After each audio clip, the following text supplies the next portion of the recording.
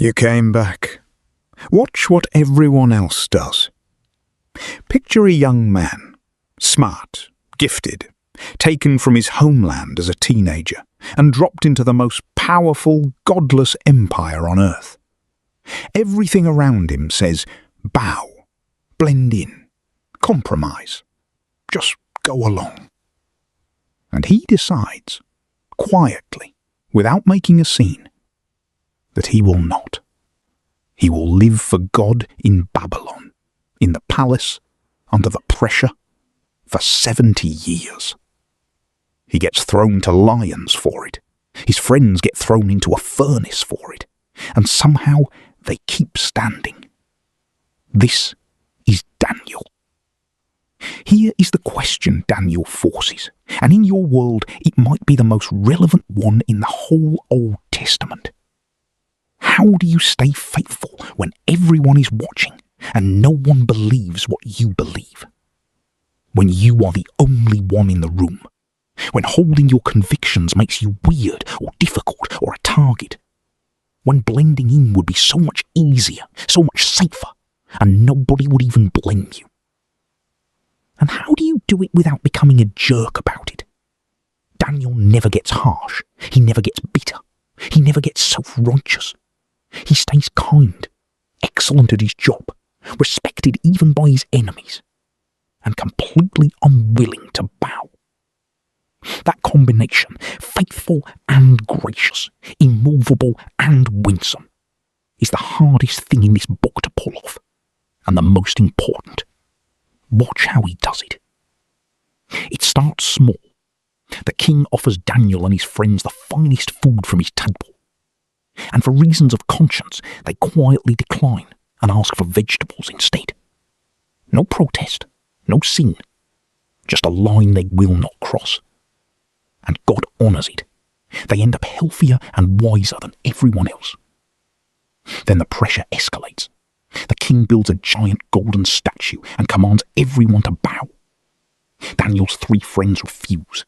They are thrown into a furnace heated 7 times hotter than normal. And the king looks into the flames and jumps up terrified. He says, "Did we not throw 3 men in? I see 4, walking around, unbound, unburned. And the 4th looks like a son of the gods." God did not keep them out of the fire. He got in it with them. Years later, jealous officials tricked the king into outlawing prayer, aiming straight at Daniel. And Daniel just opens his window and prays anyway, like he always has. They throw him to the lions, and God shuts the lions' mouths. In the morning, Daniel walks out without a scratch. And then at night, Daniel sees it. Empires rising and falling like wild beasts. And then a throne of fire, and God himself, the Ancient of Days, seated on it. And coming toward him on the clouds of heaven, one like a son of man. And he is given a kingdom that will never, ever end. Son of Man. Remember that name.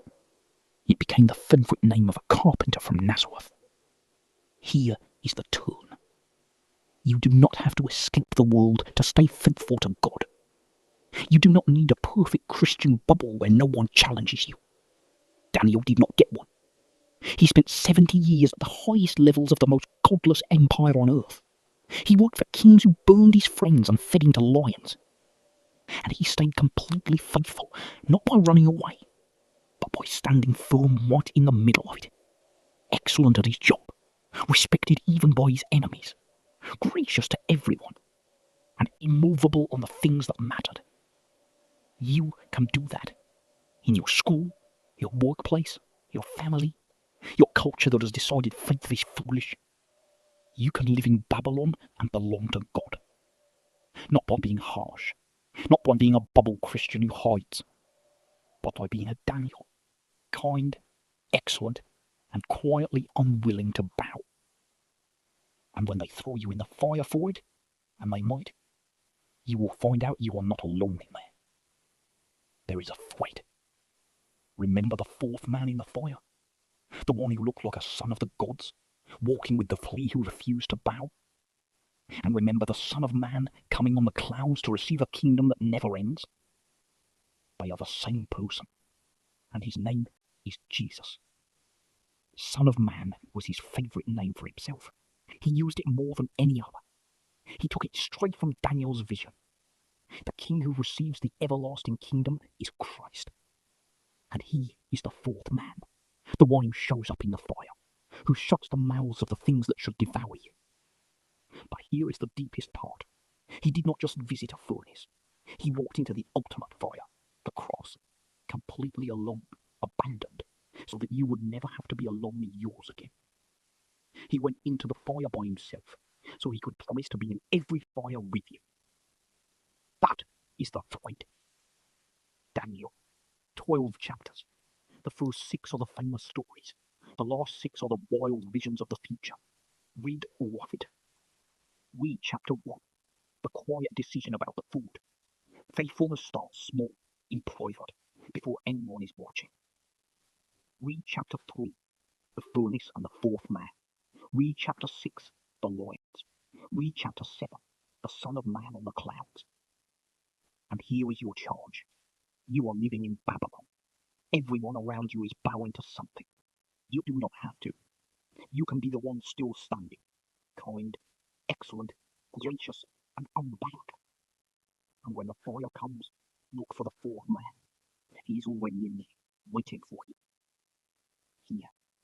There is no substitute for getting into the Word of God on your own. I am a lion on a street. The book is alive. Read it.